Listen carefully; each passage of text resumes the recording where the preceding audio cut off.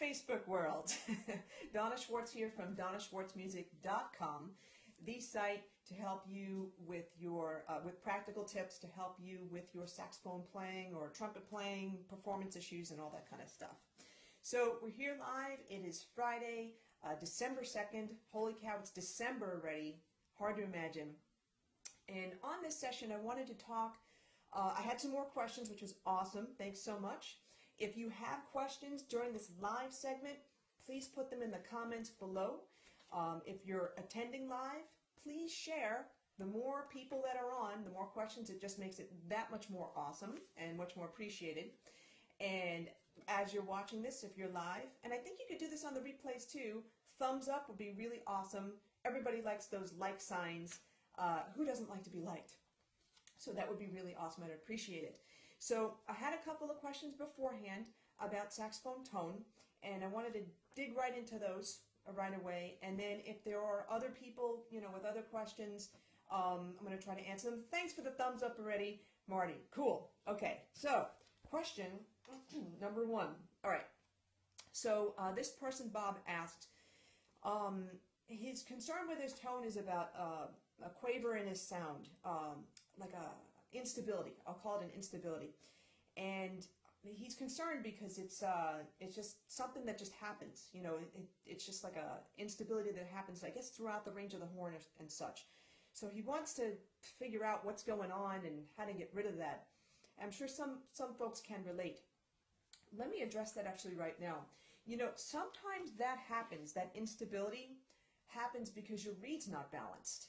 And, it's funny, I'm just thinking to myself, I've had a couple of reeds lately that I've been having to adjust because I feel that instability. And that's usually when you know that you need to adjust the reed. When you're finding that some or a lot of your notes are just unstable. They feel weird. It feels weird in your mouth, but it also doesn't sound right. It's either very flat or sharp in the pitch, or it's just not solid. So one thing to think about is that your reed could not be balanced. It may need adjustment. And if you need some advice on that, I've done some Facebook Live sessions, but I will tell you also that right now, two things. Right now I'm running a free training course for people that are subscribed to my weekly newsletter, and only those folks. So if you're watching this on Facebook or on YouTube, I'm not putting it up there. So if you want access to that free course, go to my website at DonnaSchwartzMusic.com, sign up for the weekly newsletter. You get a lot of practical tips anyway every week, and then you'll be able to get access to that course. So again, with the adjusting the reeds, I have a recent article and video out, and that was a Facebook Live session that talks about adjusting reeds and the types of things to look for. So that's the first thing I'm going to say with regard to that unstable sound. Again, not every reed in the box quite works, and then my synthetic reed friends are going to say, that's why we use fiber reed or, Legere or whatever, and that's cool, it's all good. But, for those of us that use cane, it's an issue, okay? The other reason why you may be getting instability in your sound is your lip position. And I go over that thoroughly in a whole bunch of places, actually. I go over that in my free training course right now, okay? But I also go over that if you sign up for my weekly newsletter, you get a free video, and one of the tips is about that bottom lip position. So that could be another cause of that instability in your sound. Hey, Robert. Hey, Carlos. Thumbs up would be awesome. Okay, the other thing that would cause instability in the sound, it could be in addition to the stuff I mentioned, or it could be just a factor on its own, is breath support. Now, that's a term that's used widely, and to be honest with you, I think a lot of people don't quite understand, thanks for the like, don't quite understand breath support. I go over this in my free training course, and I also go over this in an upcoming course that's going to be coming out very, very soon. So keep your eyes peeled, those folks that sign up for my newsletter. But the thing with breath support to really remember is this. When you breathe normally to talk, it's a lot different than breathing for an instrument. So you have to really take a deep breath, but you have to think about when you're taking that deep breath, you know, how tense are you when you're breathing? Okay, you have to think about, are you really getting enough air in, you know? And the other part of the breath support isn't just the taking into the air, it's also the blowing out of the air. Are you just going like that? Or are you controlling it out? So that's the other factor in that too. By the way, before I go on, can you guys hear me clear enough? Can you hear me loud enough? If so, just type something in the comments saying, yes, I can hear you loud enough. I'd appreciate that. Testing out this Zoom Q7, QI7, whatever it is, mic, and all that kind of stuff. If I do any playing, people are saying that the playing has been a little louder than the talking. So just testing that out. If you can hear me well enough, just type something in the comments. I'd appreciate it. Okay, so far in answer to Bob's question about the instability of the sound, check your reed, okay? Great, thanks Robert, cool. Check your reed, check your lip position, check your breath support, okay? If you're just taking a breath, you're not going to have the support to have your notes be stable in all parts of the range. Thanks Jeff, I appreciate it. And Carlos, cool, great, awesome. Okay, so now, here's the other question that he had with regard to tone. So the first one was the instability in the sound, okay? And again, I just gave the recap of that. And I'm also thinking too, you know, your embouchure muscles too need to be developed. I find a lot of people, and look, we all do this, when we first get an instrument in our hands, we tend to think that it's as simple as plunking down a key on a piano. Now, anybody can do that, but not anybody can be a great piano player. Anybody can just pluck a string, but not anybody can be a great guitar or a violinist or a viola player, okay? Anybody can just blow through a horn, but not everybody can be a great saxophone or trumpet or flute musician. You can't. It has to do, hey Nestor, greetings from Taiwan, that's awesome. It has to do with a lot of factors. 3 of the factors I mentioned already, okay? Lip position, if it's saxophone, breath support, okay? And your reed. But the other thing is your embouchure. And there's a tendency when we first start out on an instrument to want to just play the highest notes possible because our favorite players do that. We just want to scream, you know? You know, we want to do that kind of crazy stuff, but you know what? It's not as simple as going to a keyboard and plunking down a key, okay? It's not. So the thing, too, I'm going to say also, for those of you folks that have an issue with instability with your tone, this isn't developed. Well, what develops this? Well, first of all, sign up for my free training course at DonnaSchwartzMusic.com, and you're going to get some of the insights from that as well. But you need to develop your embouchure through, I'm not going to say long tones, because everybody says long tones. It's more than long tones. It's a lot of things. It's a lot of exercise. It's also thought. It's not mindlessly blowing. Okay, you have to be very engaged in your thinking when you're practicing. So, you know, for Bob's first question, there's really 4 components to that. So I just added the embouchure element of that. Hey, Larry. Okay, so the second part of Bob's question, he wanted to fix his vibrato. All right, and by the way, I have an article and a video on my site at DonnaSchwartzMusic.com. It could be an article. I definitely know there's a video in there. The articles are under the blog section. The videos, if they're not in the article section, they're under the free stuff tab. Scroll down to Woodwind and then Common Solutions, and then there may be something for vibrato there.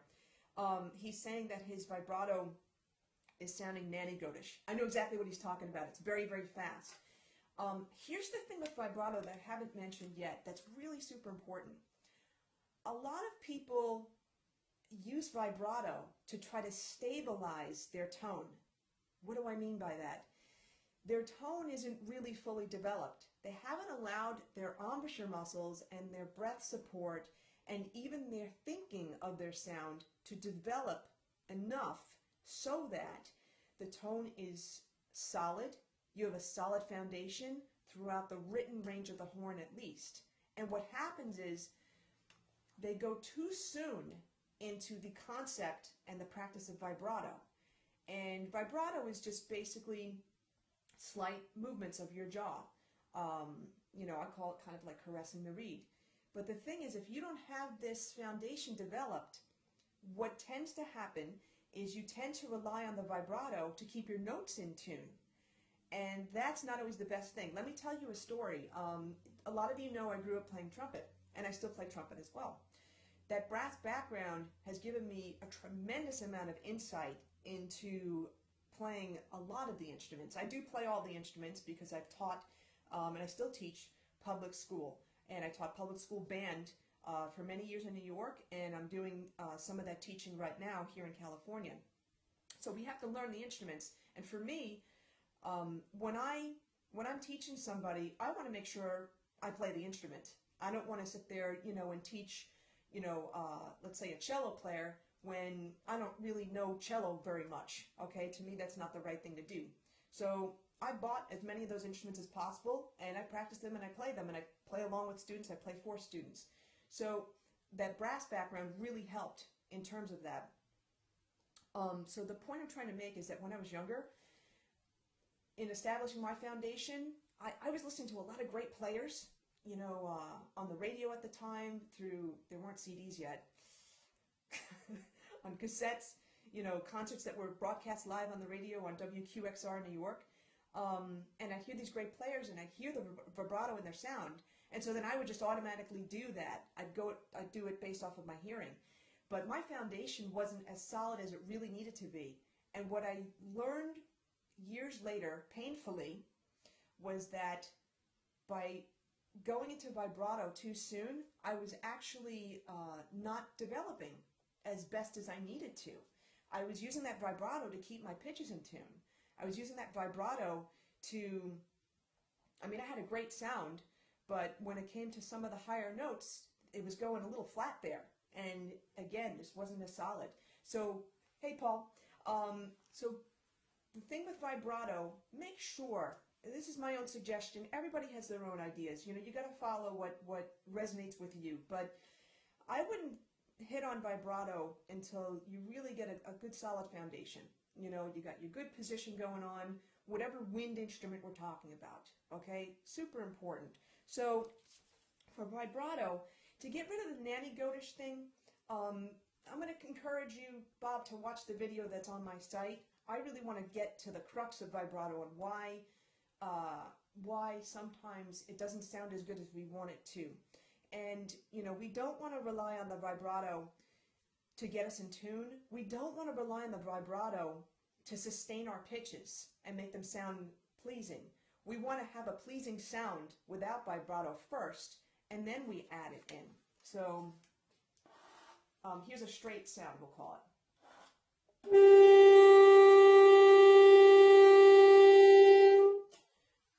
I'm aiming away from the mic just in case I'm overblowing people. Now here's a, I'm going to start with a straight sound, and then I'm going to go into vibrato.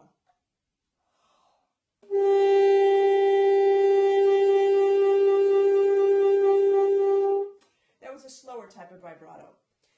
Back in the day, you could kind of say, almost a century ago, the type of vibrato that was prevalent was the faster type of vibrato. I mean, that's a little too fast, but that type of vibrato was more prevalent. We don't generally like that kind of vibrato nowadays. We tend to like more the slower vibrato. So I had that video with exercises on that. But the thing is, if I'm going to rely on the vibrato to keep, to sustain my tone,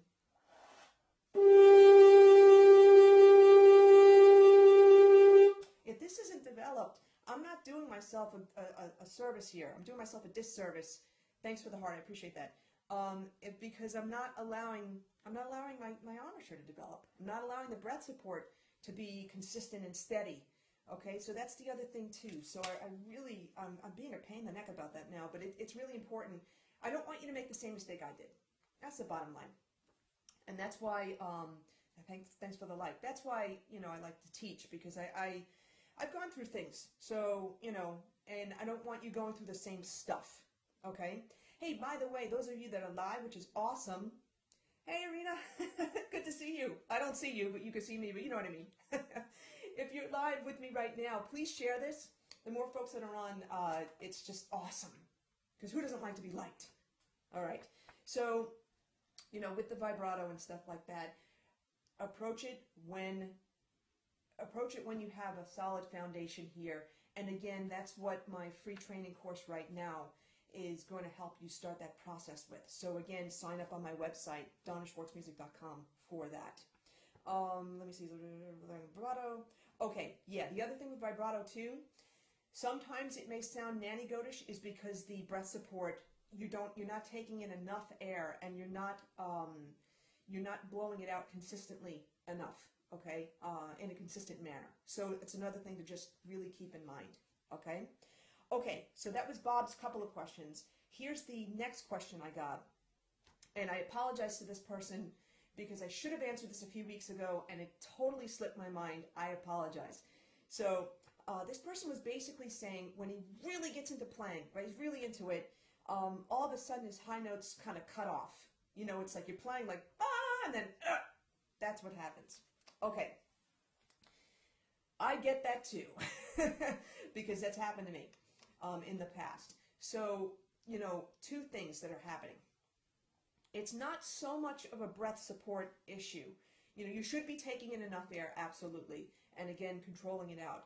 But I think what's going on with this particular person is that he's playing, doing all this stuff, and he's not taking in enough mouthpiece. And I do go over this, you know, in pretty good detail with my free training course. But if you're playing and these are your bottom teeth and this is your top lip, if you're here, see what happens with the reed? Oh, sorry.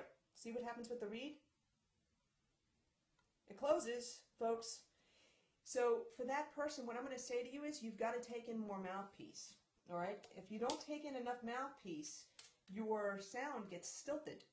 All right? And you're going to get to a certain point, notes aren't going to come out. So this is me with too little mouthpiece. Let me see.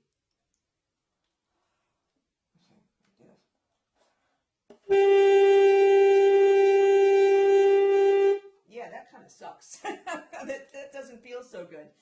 I feel like there's too much resistance. So you definitely want to take in, you know, enough mouthpiece. Here's too little. I almost feel like I have to bite, which is not good, to get the sound to come out. Here's me with too much mouthpiece.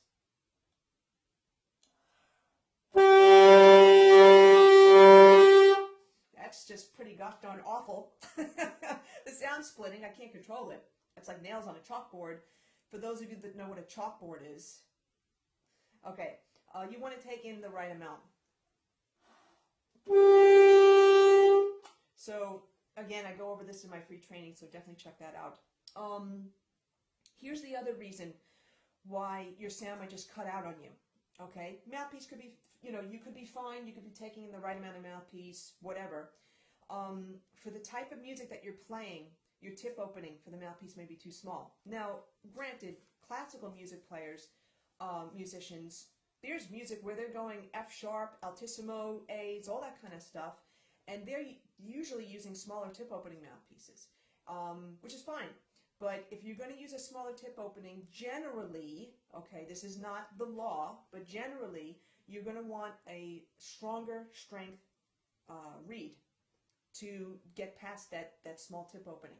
So that could be, hey Karsten, hey Ian, that could be the reason why the notes are cutting out for you. And usually when people say that, you know, they're playing with a lot of gusto and they're playing and all of a sudden the notes stop playing, it's usually because they're playing the higher notes. They're in the higher range of the instrument, maybe even the altissimo, and those are some things to consider. So, you know, your mouthpiece may be, the tip opening may be a little small. Thanks for the like. And you may not have the right strength reed for that small tip opening, okay? Keep in mind, Cannibal Adderley played, what, a Meyer 5 or something? And are you going to say he sounded like crap? I don't think so. He was amazing. Love his sound.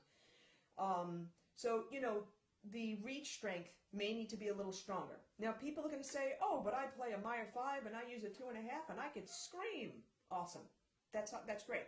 Okay? So, like I said, this is not the rule of the land. This is just a generality. Usually the larger the tip opening, usually the lower strength of reed. Okay, a lot of folks that I know, I myself play on 2.5 Rigati golds. So, you know, it's just, it is what it is. It depends on the type of music that you're playing, and it depends on, you know, the sounds that you want. But it also, here's the third thing too, you know, you could be playing with a lot of, you know, gusto and being totally into your playing and stuff. You also may be losing your embouchure, okay? And you may be resorting to biting to get your sounds. And you get to a point where there's only so much biting you can do before you just get into too much pain or your muscles give out or whatever. So, you know, in answer to that person's question, those are some of the things you got to look out for. You don't want to bite. You want to make sure you have good breath support, but you also have to think about your mouthpiece-reed combination. Okay, you don't necessarily need to change your mouthpiece, but think about your strength of reeds and such. And also think about how much mouthpiece that you're taking in. Okay? All right, guys, so actually, yeah, we're around 25 minutes or so. So I'm going to stop at this point. If you're watching this on the replay, thanks so much. Give it a like. That'd be awesome. And please share it on your social networks, particularly Facebook, right? And if you're watching this on YouTube, you know, give it a like. That'd be awesome. But for everybody, two things. Sign up for my website to get the weekly practice tips that will help you. But also, if you're interested in that free course to improve your saxophone tone, sign up now. The course is going on. You'll get the videos, but sign up now, as in, like, you know, December 2nd. All right, so this way you get in on the action, you get to check out those videos, and they'll help you improve your tone. Thanks so much for joining me today. Hey, thanks for the thumbs up. That's awesome. You gotta love them, okay? And I will see you next week. Take care.